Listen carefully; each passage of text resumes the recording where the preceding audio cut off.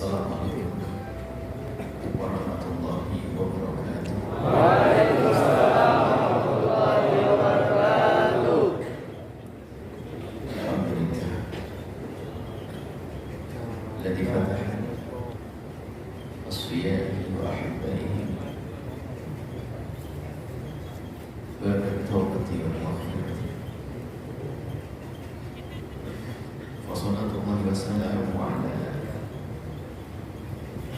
da'i al-haqqi wat-tawbati wal maghfirati habibina sayyidina Muhammadin wa ala alihi al-mutahharin wa ashabihi at-tayyibin wa tabi'ina lahum bi ihsanin ila yaumiddin. Allahumma ya Rabbana, Allahumma ya Rabbana, ya ghafirat dhunubi ighfir dhunub wa ya mufarrijal kurubi farrij kurub wa ya satir uyub isturi uyub bi barakatil habibil mahbub. A'inna ya Rabbana dhikrik syukrik wa husni ibadatik ala ta'atik. A'inna ya Rabbana ala hijrati ilaika wa ila habibika sayyidina Muhammad. Ruzukna ya Rabbana tawbata qabla al-maut wa syahadata 'inda al-maut wal jannata ba'da al-maut. Amma ba'du. Sangat kami cintai, kami muliakan para pecinta baginda Nabi, para perindu baginda Nabi Muhammad SAW, khusus para habaib, dzurriyyah baginda Nabi, para ulama, waris baginda Nabi. Semoga seperti Allah mudahkan kita berkumpul atau bergabung saat ini, Allah memudahkan kelak kita berkumpul dan bergabung di surga. Di tengah-tengah kita ada baginda Muhammad SAW. Bicara tentang hijrah yang disampaikan, tidak ada kata terlambat untuk hijrah. Malah baru seperti itu yang harus dibahas. Bismillah. Dan itu hal yang sangat penting bicara tentang hijrah. Kita harus tahu makna hijrah itu apa sih? Hijrah itu adalah berpindah, bisa hissi, bisa maknawi, zahir jasad kita, bisa pindah dari tempat ke tempat lain. Akan tapi yang dimaksud dalam hijrah selama ini memang dua. Kadang dimaksud hijrah fisik seperti yang terjadi pada baginda Nabi dari Madinah, dari Makkah ke Madinah. Ada lagi hijrah yang disebutkan juga oleh baginda Nabi, hijrah maknawi. Man kana hijratuhu ila Allah wa rasulihi fa hijratuhu ila Allah wa rasulihi. Hijrah kepada Allah dan Rasulnya ini maknanya adalah berusaha menjadi orang yang selama ini terlena dengan apa yang Allah berikan kepada kita, dari kekayaan yang Allah berikan kepada kita, kesehatan yang Allah berikan kepada kita, tahta yang Allah berikan kepada kita, karunia yang Allah berikan kepada kita, kok ternyata itu menjadikan kita lupa kepada Allah. Maka yuk kita sadarkan diri kita sekarang, yuk menuju kepada Allah dan kepada Rasulnya. Itu makna yang tepat untuk kita saat ini bagi orang-orang yang lalai. Jadi hijrah itu adalah menuju kepada Allah dan Rasulnya. Tentunya kita harus sadar menuju kepada Allah dan Rasulnya itu seperti apa bentuknya, gambarannya, dan apa yang harus aku tinggalkan. Jadi kaidah hijrah itu kan sederhana kalau hijrah fisik. kita berada di tempat yang tidak baik menuju tempat yang baik. Itu harus ada kesadaran. Begitu juga kita harus sadar bicara hijrah ini artinya kita menyadari dulu kalau kita ini dalam lingkungan yang nggak baik atau dalam keadaan yang tidak baik. Baru nanti kita sah untuk hijrah. Kalimat hijrah bisa saja diucap. Hijrah itu bahasa lain juga taubat. Taubat itu kan berpindah dari maksiat menuju taat kan gitu. Hadirnya majelis kita semacam ini juga mau hijrah, meninggalkan kebodohan menuju ilmu. Jadi maknanya luas banget. Tapi yang terpenting kalau kita mau hijrah itu harus sadar bahwa kita itu berada dalam sesuatu yang tidak baik atau kurang baik. Kemudian kita yakin bahasanya di sana ada sesuatu yang baik. Ini bangun keyakinan itu penting. Kalau enggak akan kita bisa hijrah. Yang ada hanya lesan kita hijrah. Apa yang kita mengerti tentang hijrah dan apa yang kita mengerti tentang tobat. Sehingga Imam Haddad rahimahullah ta'ala menyebutkan dalam kitab Adab Sulukil Murid. Sulukil Murid. Kalau orang ingin menuju kepada Allah, ini hijrah kepada Allah. Langkah pertama yang harus ia jalani meminjakkan kakinya di wilayah namanya tobat tadi. Nyadari kesalahan, nyadari kekurangannya, baru bisa jalan menuju kepada Allah. Maka yuk kita sederhana malam ini kita merenungi, sadar belum kalau kita ini banyak nggak baiknya. Omong kosong kita ngomong hijrah. Kita bicara tentang pulau yang indah. Tapi kalau kita menikmati keadaan kita di tempat yang saat ini nggak akan indah ke pulau tersebut. Jadi harus sadar betul saat ini keadaan kita kayak apa. Yang nggak menyadari keadaannya tidak baik, susah diajak hijrah.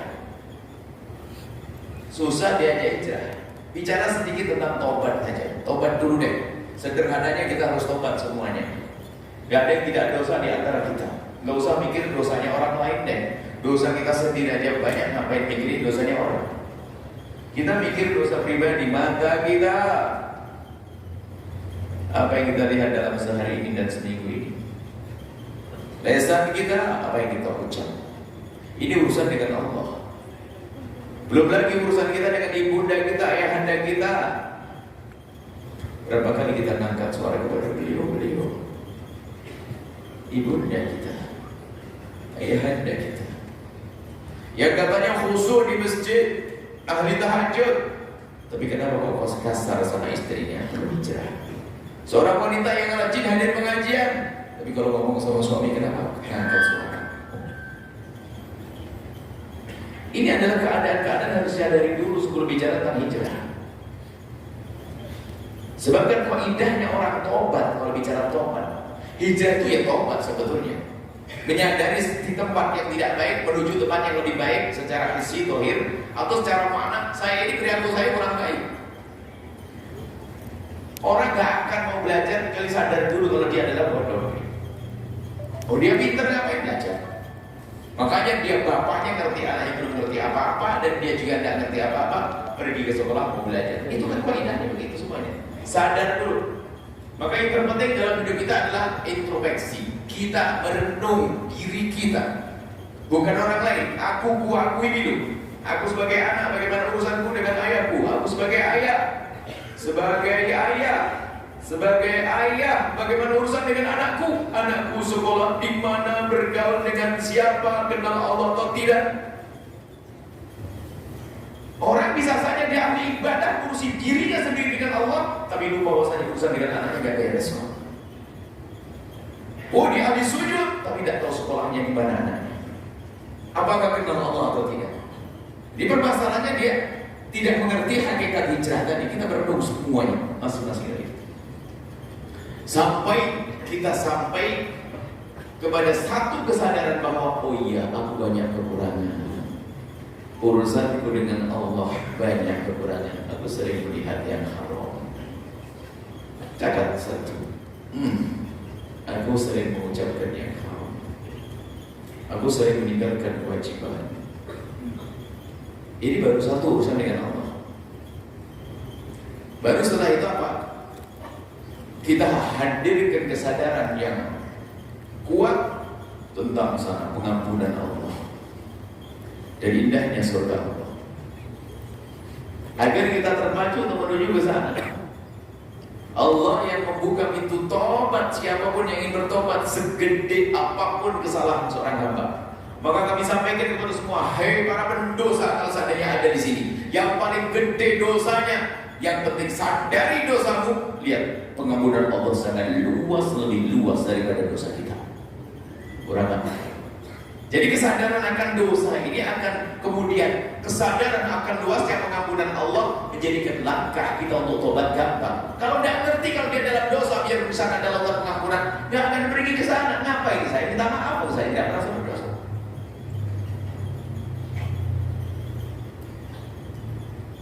Dan kalau orang tidak merasa berdosa ini pada dia berdosa kan repot. Dosa yang paling dosa itu manusia berdosa tapi gak sadar kalau dia berdosa kan repot.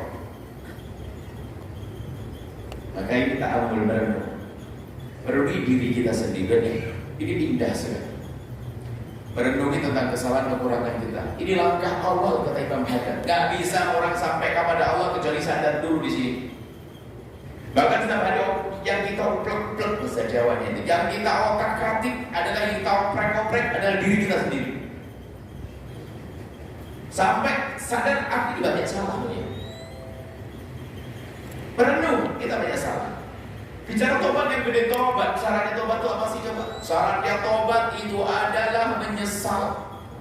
Orang gak akan bisa menyesal kecuali sadar kalau dia dosa. Orang sadar gak akan bisa sadar kecuali sedang merenung. Jadi merenungi kita sendiri ini penting. Merenung enggak. Kadang melakukan kesalahan pada istrinya gak sadar, pada anaknya gak sadar. Anaknya sekolah di mana? Kalau bicara tahajud, dia tahajud paling hebat. Puasa Senin Kemis gak putus. Tapi menyekolahkan anaknya saja miliknya asal, bukan memikirkan keselamatan di akhirat. Anak akan turun ke orang tuanya nanti dari pangkat kuliah, menghantarkan neraka. Itu jangan dianggap tidak salah kita dengan anak kita. Kita dolim kepada anak kita di saat kita tidak menghantarkan anak kita kepada kuliah. Anak kita boleh jadi dokter, anak kita boleh jadi insinyur, anak kita boleh jadi apa saja. Tapi jangan lupa dia harus kenal baginda Nabi Muhammad SAW. Pastikan anak kita kenal Allah dan Rasulnya. Kalau tidak, anak-anak kita sibuk dengan diri kita, menyempurnakan diri kita. Ibadah, Masya Allah, Pak Haji ahli ibadah, Bu Haji ahli ibadah, tentunya terlena. Setan ingin menjerumuskan dia ke neraka melalui anaknya. Dia lupa urusan dengan anaknya. Maka malam ini kita perlu berenung. Kita membawa hijrah anak kita ya. Jadi penyesalan itu penting. Kesadaran kemudian menyesal, kemudian kita akan menyadari kalau kita tidak boleh di tempat tersebut, maka kita akan melaju ke tempat yang kita tuju, yaitu kemuliaan, hijrah kepada Allah dan hijrah kepada Rasulullah SAW. Jangan mikir orang lain dulu deh. Ayo kita mikir diri kita sendiri. Yang kalau bertutur kata-kata tidak terkontrol menyakiti orang banyak. Kesombongan di dalam diri kita yang kita biarkan sehingga menjadikan kita mudah merendahkan orang lain. Hasud di dalam diri kita yang menjadikan kita ternyata menjadi menggunjing karena tidak senang saudara tetangga kita sukses. Teramat banyak kotoran di hati kita. Dan kalau kita sudah bisa melihat kekurangan diri, kemudian kita sampai derajat sadar istimewa, baru layak hijrah. Makanya hijrah bukan hanya kalimat yang digembar-gemborkan hijrah. Ini grup hijrah, ini teman hijrah. Hijrah apa? Kita paham hijrah atau tidak? Kalau hanya sekedar grup hijrah itu bisa tren loh ya. Sebab kalau orang sudah dianggap hijrah itu sudah istimewa. Sebab memang orang kalau hijrah beneran istimewa. Orang hijrah itu istimewa pasti. Mau hijrah di mana enggak kepada Allah. Cuman bener enggak? Benar enggak kita ini merasa kalau kita itu sadar dalam wilayah ketidakbaikan lalu kita menuju kebaikan? Tentang dosa-dosa bisa saja. Ini yang paling mudah untuk kita bawa ke sana ya. Menyadari dosa. Urusan dengan orang tua dan sebagainya ini adalah bertahap. Begini secara umum bahwa kalau orang punya dosa, kemudian kalau mati belum diampuni oleh Allah, itu akan disiksa. Dan dosa macam-macam. Tapi ingat, Kita jangan sampai bicara dosa ini tanpa diimbangi dengan kesadaran tentang agungnya pengampunan Allah. Nanti orang putus asa. Maka Nabi selalu sampaikan, "Hei hamba Allah yang banyak maksiat, sadari kemaksiatan, menyesallah, kemudian lihat pengampunan Allah sangat luas." Riwayat-riwayat dari baginda Nabi, sanjungan Nabi kepada orang yang tobat banyak. Bahkan Allah sendiri menyebut kalau orang itu benar ahli maksiat. Jadi kalau disebutkan dalam Al-Quran itu kan, "Wasari ila maghfiratin min rabbikum wa jannatin arduha as-samawati wal ardu uiddat lil muttaqin." Surga itu disiapkan untuk orang bertakwa. Takwa itu kayak apa sebenarnya? Yang tempatnya surga yang istimewa itu. Ada yang berbuat baik, alladzina yunfiquna fis-sarra'i wad-dharra'i wal kadhimina al-ghaidha wal 'afina 'anil nas wallahu yuhibbul muhsinin. Orang bertakwa adalah itu yang sering berderma dalam keadaan apapun, sering berderma dalam keadaan apapun. Kemudian dia menahan amarah, usaha dengan sesama, tidak gampang emosi. Kadhimina al-ghaidha wal 'afina 'anil nas wallahu yuhibbul muhsinin. Tapi lanjutan ayatnya harus kita. Ternyata orang yang mendapatkan surga bertakwa ini bukan hanya orang berbuat baik begini.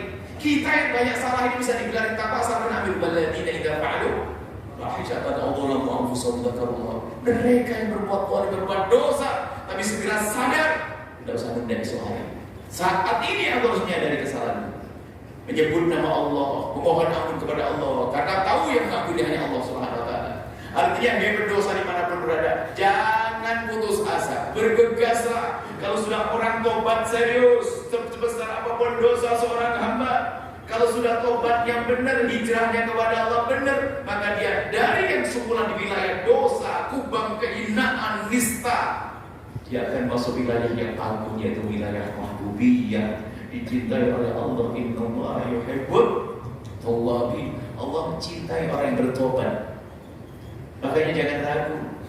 Jadi nggak ada kata terlambat kalau tobat, sampai disebutkan tadi bahwasanya di suratan Nisa tadi yang disebutkan oleh pembawa acara bahwasanya orang niat tobat, naudzubillah, semoga kita jauh dari dosa. Anggap saja dia bermaksiat, tapi zina, ini tatanya apa? Dia sadar, nangis, balik, pulangnya mau tobat ya. Saya nyesel semua ini, mati di jalan sampai pada Allah. Padahal belum sempat sholat dia, belum sempat sujud, hanya dia di dalam hatinya niat, dia menyesal. Dia setelah mabuk, setelah judi, dia keluar dari gedung perjudian dan perzinahan, dia keluar nyesel, ditegur air mata, ya Allah, saya mau tobat, pulang tabrak mobil. Di depan mata manusia saja kelihatannya dia mati baru zina, kan begitu ya? Padahal hakikatnya di hadapan Allah, dia sudah diampuni Allah. Makanya jangan nunda niat untuk tobat. Jangan berkata besok saja. Ya kalau besok hari itu kita jangan malaikat Israel malam sudah datang. Kenapa kita menunda esok hari?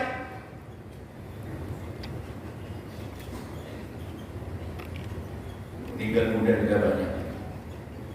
Jangan mentang masih muda lah masnya. Masih muda. Kalau sudah waktunya datang, akan datang malaikat Israel. Malaikat menjemput nyawa. Maka ayo semua dari kita, khususnya ini yang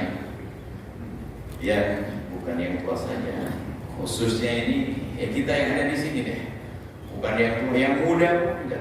Belum tentu umur panjang, semoga umur panjang semuanya. Maka apalagi yang pertama untuk bicara hijrah, pastikan kita punya waktu setiap hari duduk khusus untuk tafakkur, untuk merenungi tentang kesalahan kita. Kalau bercakap dan jadi bacaan tapi nggak usah dinisbatkan. Kalau kita pernah dosa ditulis dan ketahuan sama orang. Sebab dosa kepada Allah tidak ditutup ya. Ingat, termasuk nanti ada ragu-ragu untuk hijrah, ragu-ragu untuk tobat. Adalah kalau urusan dosa kepada Allah jangan diceritakan kepada siapapun dari bangsa manusia. Dosa kepada Allah yang pernah kepleset zina, yang pernah judi, yang pernah mabuk. Urusan kepada Allah jangan ceritakan kepada siapapun dari bangsa manusia. Manusia nggak bisa ngampuni, yang bisa manusia hanya menunjukkan. Cukup tutup urusan dengan Allah, menangis di tengah malam, derai air mata, beres dengan Allah. Ini kalau bicara hijrah itu nih, bukan hijrah tempat, itu tempat.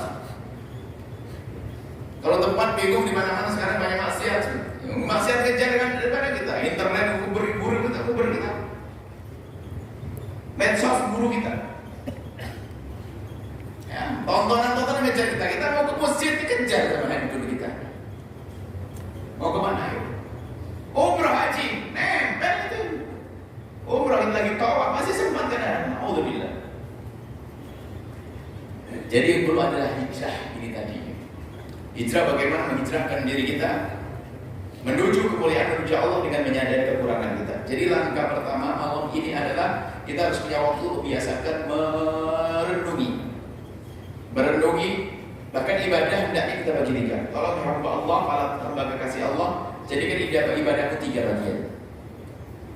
Bukan hanya sholat saja. Ada orang banyak sholat, banyak ngaji, tapi nggak pernah merenung. Sholat, puasa, ngaji, nggak pernah merenung. Ngomong sama tetangga, cerkit. Ada. Ngomong sama teman, ceplos. Padahal dia tahajudnya hebat. Ada seorang perempuan disebutkan di hadapan baginda Nabi. Seorang perempuan yang tutkaru kathratus sholati wasyami. Ada perempuan disebut di hadapan Nabi kalau dia ahli puasa, ahli sholat. Mengagumkan dia. Sholatnya banyak, puasanya banyak. Cuman dia punya kebiasaan. Sukanya iti tetangganya dengan lesannya. Kalau ngomong terkait apa Nabi bersabda, la khairu fiha, gak ada baiknya perempuan kayak begitu, innaha min ahlin nar, dia ahli neraka. Padahal dia secara zahir ahli ibadah, tapi kenyataannya suka nyakitin orang lain. Jadi kita perlu membuat merenung. Ada orang ibadahnya banyak gak pernah merenung. Bisa jadi dia ibadah sambil maksiat loh ya. Jadi ternyata merenung itu, bahkan kalau dia mengatakan tafakkur, renung sesaat itu lebih bagus daripada ibadah setahun yang tanpa renungan. Kita harus punya waktu dari setiap hari tahajud atau setelah tahajud, setelah subuh, waktu sejenak merenungi urusan kita dengan Allah. Satu demi satu kita buat catatan. Bagaimana kita dengan Allah, sholat kita, bagaimana puasa kita dengan kita, mata kita, bagaimana berapa kali yang dengan Allah, terus setelah itu urusan kita dengan baginda Nabi Muhammad. Jangan-jangan kita banyak boleh udah baginda Nabi. Ngaku dong, kalau boleh Nabi ramai, tapi nggak pernah ingat Nabi dengan hatinya. Hanya ingat Nabi dengan spanduk. Ingat Nabi dengan kebiar, maulid, tapi bukan dengan hatinya. Bohong kita. Padahal ingat Nabi bisa saja di saat kita lagi makan, lalu kita ingin diri makan, caranya Rasulullah. Ingat Nabi waktu kita diganggu orang, lalu kita berkasih sayang memaafkannya. Ingat Nabi waktu kita melakukan dosa, lalu tobat. Itu kan ingat Nabi. Segera. Ingat Nabi bukan waktu maulidan saja, maulidan setahun sekali. Ya sedikit banget ingat Nabi. Kita ingin menjadikan Nabi selalu hidup bersama kita. Ini perlu renungan urusan dengan Nabi. Terus siapa lagi? Pastikan kita punya waktu khusus. Setiap hari, bukan seminggu sekali, setiap hari. Sehingga ibadah bagi 3. Yang pertama adalah ibadah seperti orang yang ibadah, sholat, tahajud, sebagainya, puasa. Yang kedua ibadah itu adalah merenung. Kalau seandainya kita di malam hari bisa bangun 1 jam, jadikan 20 menit hanya duduk sejenak sambil kita merenungi keadaan kita, urusan kita dengan ibunda kita. Ibundaku yang wajahnya semakin keriput, tubuh membungkuk, ayahandaku yang capek. Aku masih sering ngomong kasar. Aku selalu menangis. Mungkin seorang yang ahli ibadah harus urusannya dengan adikku. Itu adalah adikku, anak daripada ayahku, anak dari ibuku. Tapi kenapa warisannya aku rebut? Kadang nggak sadar di berebut waris itu umroh balik tuh. Padahal kalau seandainya kembalikan kepada saudaranya bisa, cuman memang dia senang masuk neraka. Umroh senang, tapi warisannya nggak diberesin. Dialah ahli neraka yang nggak neraka lepas. Gua ada ini, kenapa cara merenung dia dipikir kalau sudah umroh beres. Urusan adiknya, adikmu di mana ya Allah? Saudaramu di mana? Kenapa kalau kita lagi bahas waris langsung volume suara kita naik? Ada apa ini semuanya? Bukankah seharusnya kita lembut dengan saudara kita? Gak usah action kita pakai imamah, kopiah putih, sholat di masjid dulu tuh. Itu action tuh, ini pandang orang. Urusan kita, hati kita. Kita sering action ibadahnya. Itu tadi merenung urusan kita dengan adik kita, dengan saudara, dengan ibunda ya, dan biasanya silsilah pengajian itu sebetulnya Silsilah pengajian kita biasanya kita selesaikan dulu urusan dengan Allah, urusan dengan Rasulullah, urusan dengan orang tua, urusan dengan saudara dalam rangka hijrah tadi. Nanti akan disyarah insyaAllah di Palembang kembali lagi satu-satu dan kita akan ngurusi urusan kita dengan Allah. Benar urusan dengan baginda Nabi, urusan dengan orang tua, gimana durhaka pada orang tua, sampai urusan dengan pembantu di rumah. Jangan ingin kita zalim. Ada orang itu memang model, bukan gak punya duit, modelnya suka nunda-nunda bayar gaji.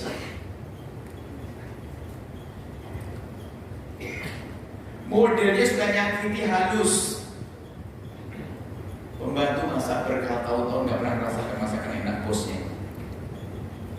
Dan bos gak pernah sadar, emang hot bosnya gak pernah merenung, gak pernah ngaji. Pembantu, bahkan gak pernah diajari sholat. Apakah Anda ingat nanti kita yang aku cinta Nabi? Kullukum ra'in, kullukum mas'ulun an ra'iyati. Pembantu di rumah kita punya tanggung jawab. Kalau nggak sholat kita dosa. Cuman karena selama ini nggak pernah pikir ke situ, dipikir surganya melalui haji dan umrah tadi. Dia bosnya haji umrah, tapi bantunya di rumah tidak sholat. Pembantunya yang menyetrikakan kenanya, yang menyetrikakan baju kokonya nggak pernah diajari sholat. Ayo kita berenung semua. Pembantu, tetangga kita, Masya Allah. Dan kita perlu ini semuanya. Kalau pengen hijrah, jangan hanya ngomong hijrah kemana kita, tidak sadar. Kita dari mana mau kemana nggak ngerti. Dari dosa menuju taat kita tidak paham kalau kita berdosa. Jadi mau hadirkan renungan yang panjang satu demi satu nanti ini khotimah kalau bicara hijrah. Harus semuanya punya waktu merenungi. Dan kita sudah ada silsilah untuk merenung, teman merenung. Silsilah bagaimana dengan Allah, tobat kepada Allah. Silsilah bagaimana berbakti kepada orang tua. Silsilah bagaimana silaturahmi. Silsilah bagaimana mewujudkan keindahan rumah tangga agar tidak tolik. Silsilah bagaimana mendidik anak. Silsilah bagaimana menghormati orang yang secara dohir adalah di bawah kita, pembantu. Gimana? Itu semua adalah perlu menghadirkan ruangan yang dalam sampai kita di Masya Allah. Iya, saya bos yang kurang beradab, kurang akhlak dan pembantu di rumah kita ya hamba Allah. Biarpun dia adalah pembantu kalau lebih tua dari kita. Nabi yang nyuruh laisa minna man lam yuwaqqir kabirana. Bukan golongan kami yang tidak bisa menghormati yang lebih tua. Biarpun pembantu apa sih ngomong ngebut? Kenapa sih ngomong ngebut bisa? Ibu mohon maaf, Bo mohon maaf saya minta tolong. Yang indah kenapa sih? Katanya kita senang maulid Nabi. Kita ingin senang dengan baginda Nabi. Nabi ngajarkan yang itu, kenapa kita tidak bisa dulu? Coba kalau ini kita benar-benar menyadari semuanya, hijrah betul kita. Dengan Allah indah, dengan Nabi Muhammad indah, dengan sesama indah. Inilah hijrah. Maka malam ini kita buka pintu saja. Dan tidak usah cerita ke siapapun. Urusan penyesalan kita perlu merenungi keadaan kita. Jadikan ibadah Anda ini ibadah yang dikatakan lebih bagus daripada ibadah 1 tahun ya. Merenungi tentang keadaan kita. Sebab sadar itu penting. Maaf kita pernah buat contoh ini. Orang jualan, kita banyak di pasar jualan. Renung itu penting. Saya jualan baju, saya adalah jualan baju. Padahal ini jualannya orang soleh ini. Zikir sholawat, ada tasbih di tangan. Cuma dia tidak pernah merenung. Di depan sana ada perempuan yang juga jualan pakai rok pendek. Bayangkan kita lagi masih ada sih, masih ada sih, nggak sadar loh ya ini. Padahal kalau dia sadar bahasanya itu dosa, tinggal geser kursinya yang ada di sana beres. Yang jadi masalah kita ini jarang sadar. Mungkin di rumah tidak pernah kita himbau dengan halus. Pembantu perempuan di rumah kita akan menutup baju yang pakai baju yang menutup aurat. Karena anak kita ada yang laki-laki ya. Dan kita sebagai laki-laki, kita perlu merenung begini. Ini kecil-kecil aja. Dan tidak usah bicara bulat-bulat dari jihad di medan laga perang Badar sana. Jangan-jangan jadi Abu Jahal ya. Tidak usah khayal yang berat-berat. Yang ringan-ringan yang ada di rumah kita. Ayo semuanya pulang ke rumah masing-masing karena punya waktu untuk merenung. Agar lebih mudah lagi, jangan bicara kekurangan orang deh. Kita sering banyak bicara kurang orang gitu, betul itu sama bapaknya nggak benar, tuh yang anaknya tadi itu yang nggak benar sama pembantunya. Apa yang ngurusin orang? Saya punya anak 5, saya punya ibu, yang saya punya pembantu, Saya punya karyawan, sudah saya ngurusi diri saya sendiri. Karena apa? Saya harus sadar kalau saya berada di tempat yang tidak baik, kemudian saya menuju tempat mulia, baru hijrah nanti. Gak sah tanpa itu. Hijrah bohongan. Hijrah bohongan, bukan hijrah beneran. Nah inilah semuanya menyadari, semuanya punya modal ya untuk bisa sukses. Kesadaran dalam diri kita, semuanya masing-masing. Dan kemudian juga untuk membantu renungan ini ya kayak hadir pengajian begini ini sebetulnya menghadiri, cuman ini kan sifatnya umum, kita perlu spesial loh. Ini adalah dibantu ustaz-ustaz membantu kita untuk merenungi, tapi lebih spesial harus pasti di rumah kita. Subhanallah, di rumah kita merenungi. Kelihatannya kita berngomong ini, tapi sebetulnya dia punya catatan penting. Bahasanya udah boleh lagi dari ibu. Bahkan nanti ada kalau bicara silsilah, sebetulnya malam ini kan silsilah penyakit hati, karena rentetan majelis-majelis kita di seluruh Indonesia itu adalah majelis ini kan, karena diikuti oleh Al-Bahjah TV. Kalau ada silsilahnya nggak cantik. Sebenarnya membersihkan hati. Nah ini kita perlu menyadari urusan membersihkan hati. Nggak usah ngurusi orang deh, hati kita sendiri. Yang kita kadang dendam sama orang, yang benci sama orang, dengki sama orang, sombong, merasa direndahkan dan sebagainya. Ini kan tidak bisa orang kecuali dia menyadari itu semuanya.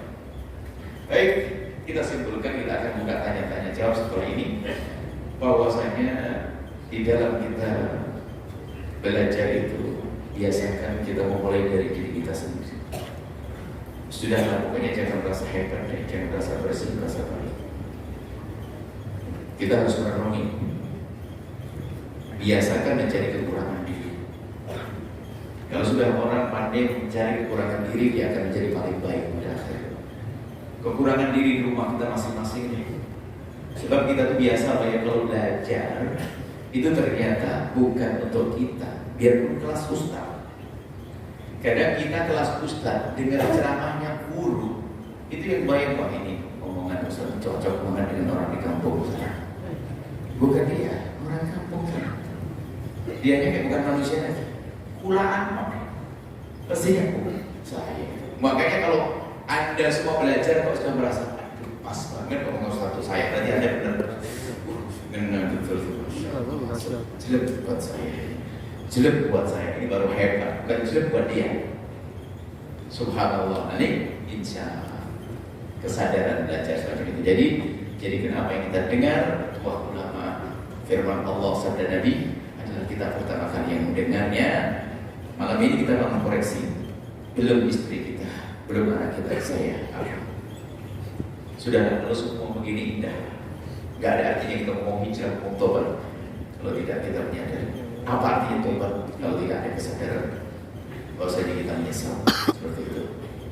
Ini saja bisa kami sampaikan. Ayo besok punya catatan kecil. Semuanya punya catatan dan renungan-renungan.